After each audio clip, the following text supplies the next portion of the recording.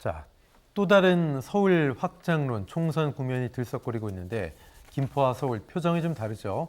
자, 이 논쟁이 총선 전략이냐 아니냐를 떠나서 시민들이 원하고 또 도시, 국가 경쟁력에 부합한다면 추진이 돼야 되겠죠. 그런데 무엇이 득이고 무엇이 실이냐를 따져보는 것도 중요하겠습니다. 자, 먼저 김포가 서울로 편입이 된다고 하면 김포와 서울에 각각 어떤 장단점이 있을까 좀 봐야 되겠습니다. 자, 박성민 부위원장님 어떻게 보십니까? 일단 김포시가 서울시 김포구가 된다면 김포는 뭐가 좋고 서울은 뭐가 좋은 거예요? 두 가지 정도씩 말씀드리면 김포 입장에서는 우선적으로 부동산 가격이 올라가겠죠. 서울로 네. 편입된다면 아마 김포 시민이 찬성하는 가장 큰 이유도 본인의 자산 가치 증가가 아닐까 생각됩니다. 벌써부터 부동산에서 뭐 집값 올라가기 전에 사라고 한다면서요? 네, 들썩들썩 한다고 합니다. 네. 지금.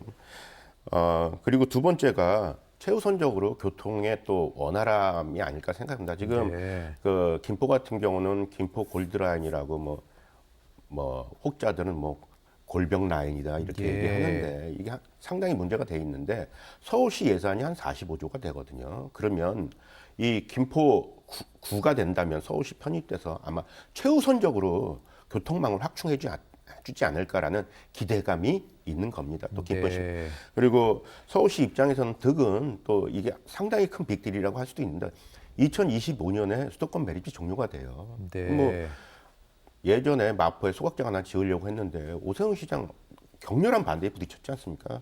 뭐 소각장에서 나오는 재는 기본적으로 매립지에다 매립을 해야 되는데 서울에서 매립을 할 수 있는 땅을 구하지 못합니다. 그러다 보니까 그 김포시가 편입이 된다면 김포시가 지금 수도권 매립지 4매립지를 상당 부분 갖고 있거든요. 그러다 보니까 그런 부분이 해결돼 갖고 아마 김포시장과 서울시장의 빅딜이 그런 부분에서 이루어지지 않나 생각하고요.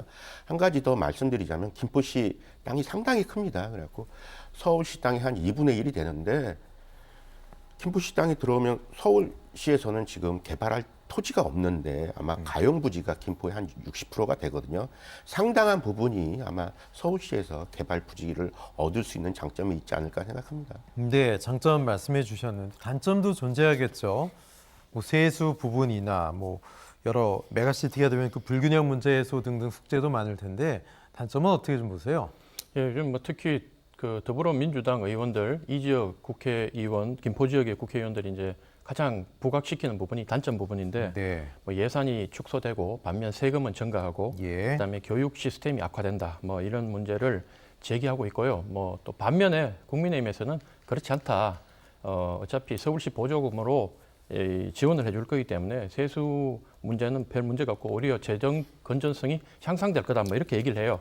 근데 실제로 보면 이제 관악구하고 김포를 관악구가 김포하고 이제 인구가 비슷한데 48만 5천으로 실제로 관악구는 예산이 9,700억 정도 되고 반면 김포는 1조 한 6천억 정도 됩니다. 그래서 그런 부분이 있고 그다음에 다른 그 단점을 살펴보면 도시의 특색이 좀 사라지고 그다음 도시 경영의 자율성이 아무래도 서울시의 한계 구로 들어가면 서울시로 많이 예속되겠죠. 그리고 요건 좀 특이한 건데 요 단점 중에 하나 뭐가 있냐면 국가 전체로 봤을 때는 김포가 서울로 편입되는 순간 수도 서울이 바로 북한하고 접경지대가 돼요. 그러네요. 예, 그렇게 되다 보니까 과거에 뭐 연평도나 천안 연평도 백령도에 북이 이제 도발을 했을 경우에 가끔 이제 우리가 예전에 전단 같은 거 날리면 북이 그 포로 도발도 하고 했잖아요. 그런 일이 일어났을 때 우리가 뭐 김포에 어디에 저게 도발이 있었다.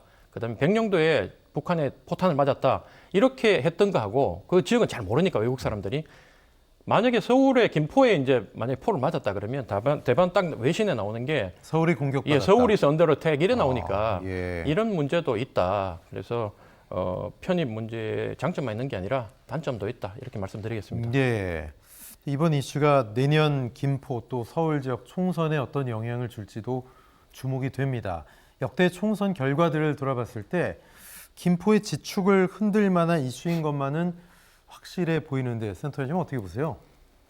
저는 뭐 정확하게 제 개인적인 생각이지만 네네. 크게 영향은 없을 거다. 아 진짜요? 예, 왜냐하면 일단 기본적으로 국민의힘은 이걸로 이제 그 이슈화 됐기 때문에 이슈화에 성공했기 때문에 도움이 될 예. 거라고 이제 기대를 하는데 당장 국민의힘 소속의 지자체장들이 뭐 윤영복 시장 같은 경우에는 강력하게 이게 선거 앞둔 실현 가능성이 없는 정치 쇼다고 얘기를 하잖아요. 그러니까 같은 당 당론인데도 그렇죠. 같은 당에 있는 시장들이 김태흠 도지사라든가 홍준표 시장도 반대를 하고 네네. 그다음 여론조사를 봐도 어쨌든 국민들이 2배 정도 더 특히나 수도권에서는 더더욱 더 반대하는 여론이 높기 때문에 이게 선거에 도움이 될 거다 저는 그렇게 보진 않습니다. 예. 역대 경기도지사들이 메가시티에 긍정적인 입장을 밝혔던 반면 현 김동연 경기지사는 경기 분도는 경기 북도 설치를 공약으로 내세우고 있기 때문에 펄쩍 뛰고 있습니다. 자, 박성민 부위원장께 좀 여쭤보겠습니다. 경기 북도 설치를 원하는 지역에서는 또 서울 외곽 지역에서는 이번 이슈가 막제가 될 수도 있겠어요. 예, 맞습니다. 네. 지금 애초에 지금 김동연 도지사가 공약을 내세운 게 경기 북부 특별자치도 계획에 대한 반발이었거든요. 예. 지금 좀 아까 조대현 센터장님이 말씀하신 것처럼 김포가 한강 이남에 있어요. 한강 이남에 있다 보니까 경기 북부 특별자치도랑 상관이 없다고 김포에서는 또 생각하는 겁니다.